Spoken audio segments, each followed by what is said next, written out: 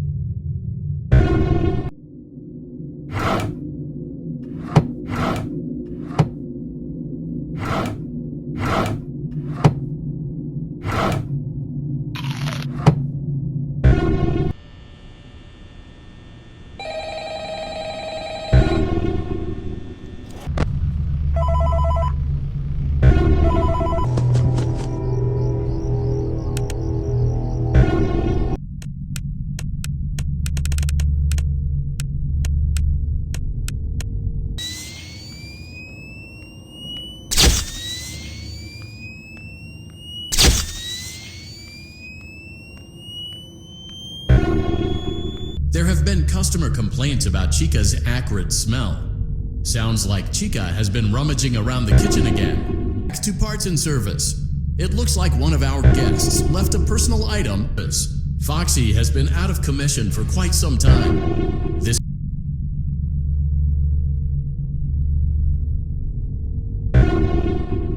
service elevator, but the comfort of the main elevator is well above your pay grade. Now,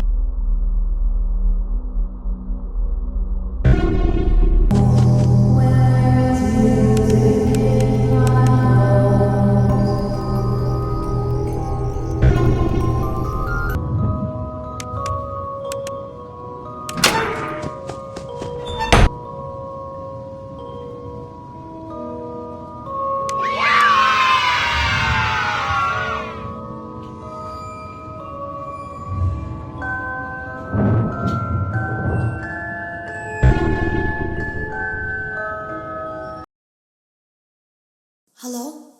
Can you hear me? Don't exit this room, okay? This isn't a mistake. This room isn't a mistake. I had to hide these logs away from the core gameplay files, in a place that only a beta tester would look, and in a place where the files could be protected. I just really, really hope that the next development team finds this before the game is released to the public. This game has some kind of malicious code in it that we haven't been able to fully contain or even understand for that matter. We're over budget and out of time. But that's not the reason that we're shutting down. Listen, I have to keep this short so the file size will be small enough to fly under the radar. There are more. They may not be in order. I saw it for the first time today. There was a character I couldn't make out who it was, standing at the end of the hall. I thought it was just bugged out, so I made a note of it and kept playing. But then it was looking in the window, and not like Chica or Bonnie would. It was like it was actually looking in the window, seeing what I was doing. I heard a pretty heated conversation this morning between Dale, our manager, and someone else on the line. It really feels like this project is in trouble, in no small part because of the lawsuit, I'm sure. There has to be a lawsuit, there's no way there isn't. It happened in this building just a few doors down from me. I think it's made worse by the fact that Jeremy tried to tell us something was wrong. But as a dev team, we all just saw it as a challenge to find what the problem was and fix it. Who could have known that? I have to go. Have you ever heard of a guillotine paper slicer? It sounds made up, but it's an actual piece of office equipment. I didn't even know we had one in the supply room. I guess they're more common at businesses that do a lot of graphic design work. I remember seeing one when I was still in school, and even then, I knew how dangerous it looked. I was always afraid of losing a finger. That seems so silly now. Jeremy used to do design work. I guess that's how he knew it was there. The drawers have been emptied out. Someone was here. I don't think it was spring cleaning either. No. There was plastic on the floor. Someone was definitely here during the night. It had to have been the client. I mean, they sent us that stuff in the first place with no explanation, told us to scan it, said it would expedite the process so we wouldn't need to program any pathfinding ourselves. It was a budget thing, I guess. It was just junk. Circuit boards and things like that. Looked pretty old. Somehow, though, there was usable code on some of it. It seemed to take hold by itself. Things started changing. But then, he started appearing. At least that's what Jeremy said. I came in early that morning. No one else was there. At least that's what I thought. The supply room was lit. I didn't even notice Jeremy standing in the testing room as I walked past. The supply room was so bright, glowing from all the way down the hall. Jeremy complained of nightmares when he came in this morning. He wasn't talking about it like someone telling a friend about his dreams, though. He was pale, looked like he hadn't eaten in days. He spent an hour talking in Dale's office, but it didn't look like he was given much sympathy. When he came out, he went directly back to the testing room. He doesn't even jump anymore. Nothing scares him. He just stands there like he's talking to someone. Sometimes he rocks from side to side. We were told to leave him alone. I knew I was in line to do the testing next. They'd been prepping me for it. I guess they knew that Jeremy would need to be replaced soon. You can always tell when a company is getting ready to fire someone. They start giving out written warnings for silly things, making sure to build a paper trail and make a case for a firing. Things that normally no one would care about suddenly become grave offenses, all worthy of being written and documented. I guess it works two ways, because it also encourages a person to quit rather than be scrutinized so heavily. I think Jeremy was too far gone to consider that option, though.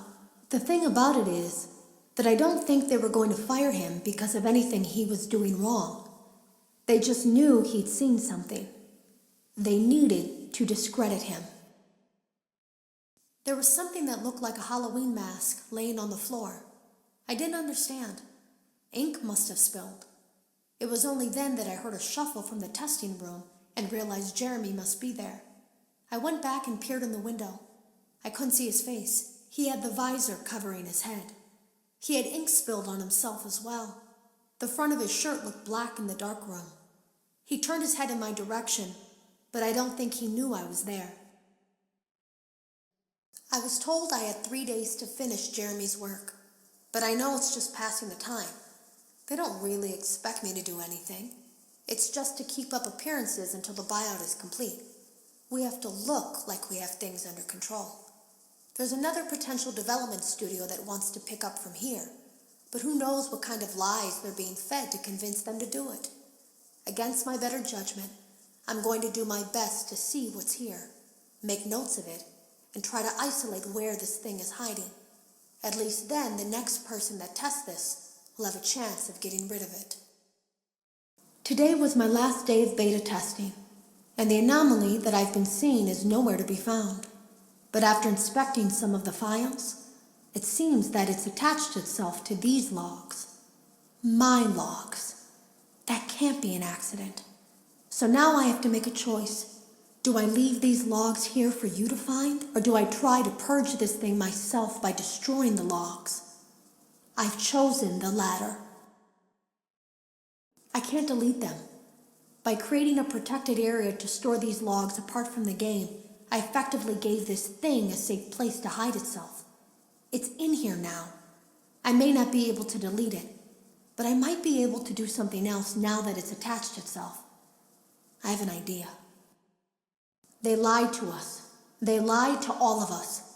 They told us that the whole point of this VR game was to undo the bad PR done by a rogue indie game developer who supposedly made up a bunch of crazy stories that tarnished the brand.